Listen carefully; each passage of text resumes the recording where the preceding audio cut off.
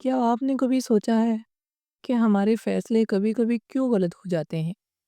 کیا ہم خود کو دھوکا دیتے ہیں صرف اسی لیے کہ ہم وہی سننا چاہتے ہیں جو ہماری سوچ سے ملتا جلتا ہو؟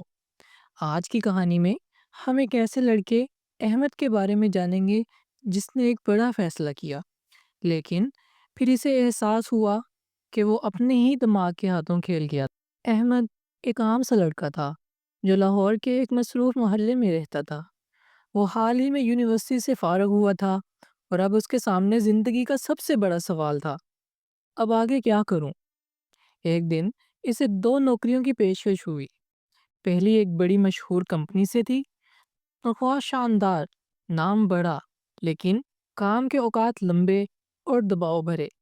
دوسری ایک نئے اسٹارٹ اپ سے تھی، تنخواہ کم لیکن وقت میں لچک اور نئے مواقع کی امید۔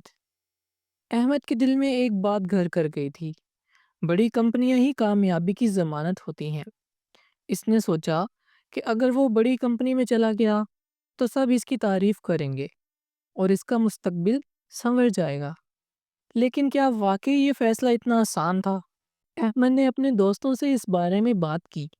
اس کا دوست علی، جو خود ایک سٹارٹ اپ میں کام کرتا تھا، بولا، یار سٹارٹ اپ میں تمہارا مستقبل بہتر ہو سکتا ہے، وہاں تم نئی چیزیں سیکھو گے اور زندگی بھی بیلنس رہے گی۔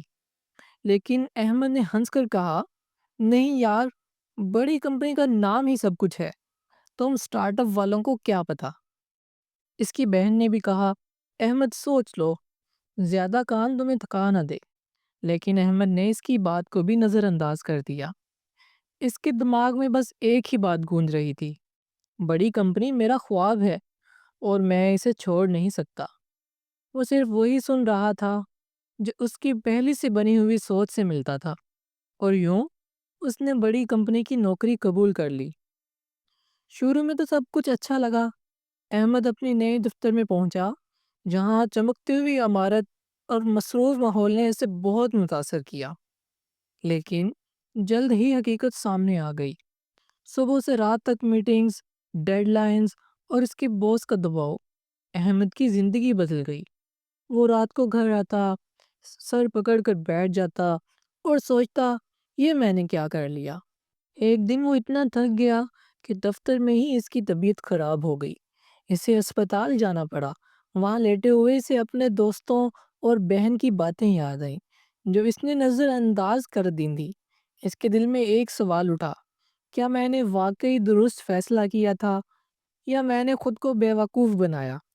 احمد گھر آیا تو اس کے چچا جان، جو کہ ایک ریٹائرڈ پروفیسر تھے، اس سے ملنے آئے۔ چچا جان نے اس کی حالت دیکھی اور پوچھا، بیٹا کیا ہوا؟ احمد نے ساری کہانی سنائی۔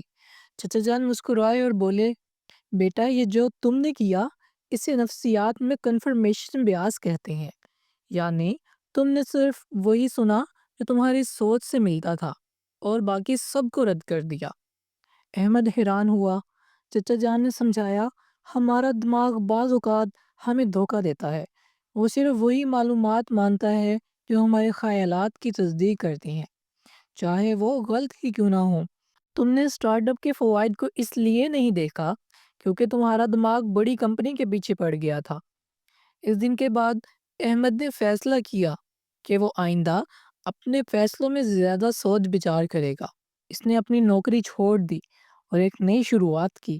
اس بار اس نے ہر پہلو کو غور سے دیکھا اور اپنے دماغ کو چکمہ دینے سے بچایا۔ تو دوستو، احمد کی کہانی سے ہمیں سبق ملتا ہے کہ فیصلے کرتے وقت ہمیں اپنے دماغ کے جال میں نہیں پھنسنا چاہیے۔ کنفرمیشن بیاس سے بچنے کے لیے ہر زاویے سے سوچیں، دوسروں کی رائے سنیں اور آبجیکٹیوٹی کو اپنائیں۔ اگلی بار جب آپ کوئی بڑا فیصلہ کریں، چاہے نوکری ہو، رشتہ ہو یا کوئی اور بات، یاد رکھیں، اپنے دماغ کو چکمہ نہ دیں بلکہ سچائی کو سامنے رکھیں۔ اگر احمد یہ سیکھ سکتا ہے تو آپ کیوں نہیں؟ اگر یہ کہانی آپ کو پسند آئی تو چینل کو سبسکرائب کریں اور بتائیں کہ آپ نے کبھی کنفرمیشن بیاس کی وجہ سے کوئی غلط فیصلہ کیا تھا۔ کمنٹس میں ضرور شیئر کریں۔ شکریہ۔